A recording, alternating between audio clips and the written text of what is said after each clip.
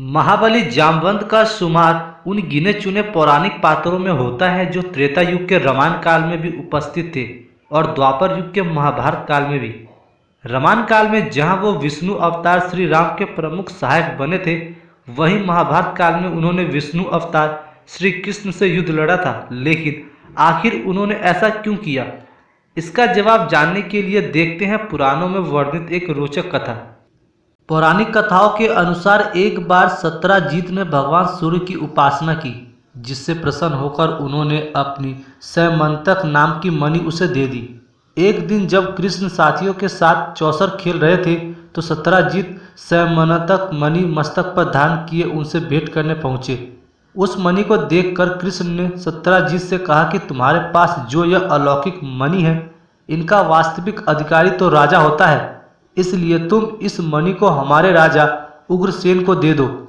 यह बात सुन सत्यजित बिना कुछ बोले ही वहां से उठकर चले गए। सत्यजित ने सैमंतक मणि को अपने घर के मंदिर में स्थापित कर दिया। वह मणि रोजाना 8 बार सोना देती थी। जिस स्थान में वह मणि होती थी, वहां के सारे कष्ट स्वयं ही दूर हो जाते थे। एक दिन सत्यजित का भाई प्रसेनजीत उस मणि को पहनकर घोड़े पर सवार हो आखेट के लिए गया। वन में प्रसेनजीत पर एक सिंह ने हमला कर दिया, जिसमें वह मारा गया। सिंह अपने साथ मणि भी लेकर चला गया। उस सिंह को ऋक्षराज जामवंत ने मारकर वह मणि प्राप्त कर ली और अपनी गुफा में चला गया। जामवंत ने उस मणि को अपने बालक को दे दिया, जो उसे खिलौना समझ उससे खेलने लगा। जब प्रसेनजीत लौटकर नहीं आया तो सत्यजित ने समझा कि उसके भाई को कृष्ण ने मारकर मणि छीन ली है। कृष्ण जी पर चोरी के संदेह की बात पूरे द्वारकापुरी में फैल गई।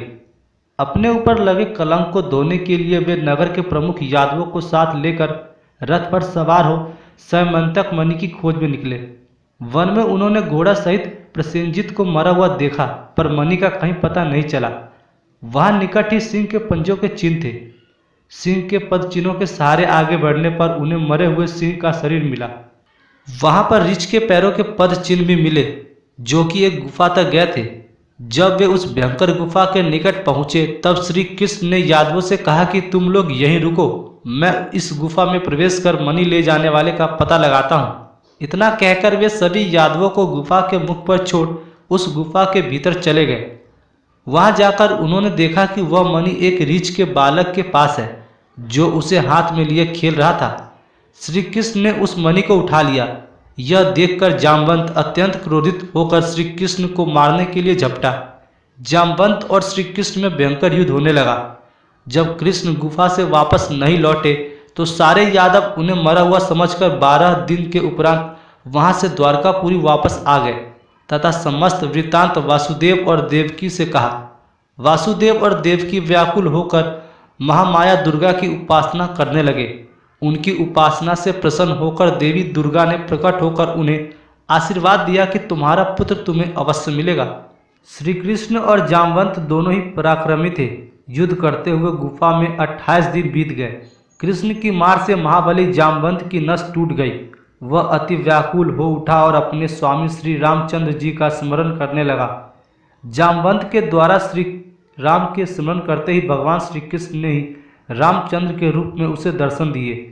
जामवंत उनके चरणों में गिर गया और बोला, हे भगवान, अब मैंने जाना कि आपने यदुवंश में अवतार लिया है। श्री कृष्ण ने कहा, हे जामवंत, तुमने मेरे राम अवतार के समय रावण के वध हो जाने के पश्चात मुझसे युद्ध करने की इच्छा व्यक्त की थी और मैंने तुमसे कहा था कि मैं तुम्हारी इच्छा अपने अगले अवतार में अवश्य पूरी करूंगा।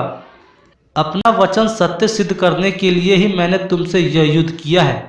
जामवंत ने भगवान श्री कृष्ण की अनेक प्रकार से स्तुति की और अपनी कन्या जामवंती का विवाह उनसे कर दिया। कृष्ण जामवंती को साथ लेकर द्वारकापुरी पहुंचे। उनके वापस आने से द्वारकापुरी में चारों ओर प्रसन्नता व्याप्त हो गई।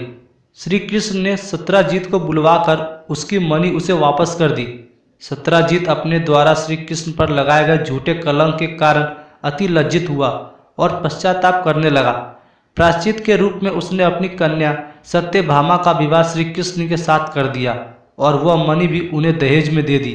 किंतु शरणागत वत्सल श्री कृष्ण ने उस मणि को स्वीकार न करके पुनः सत्यजित को वापस कर दिया।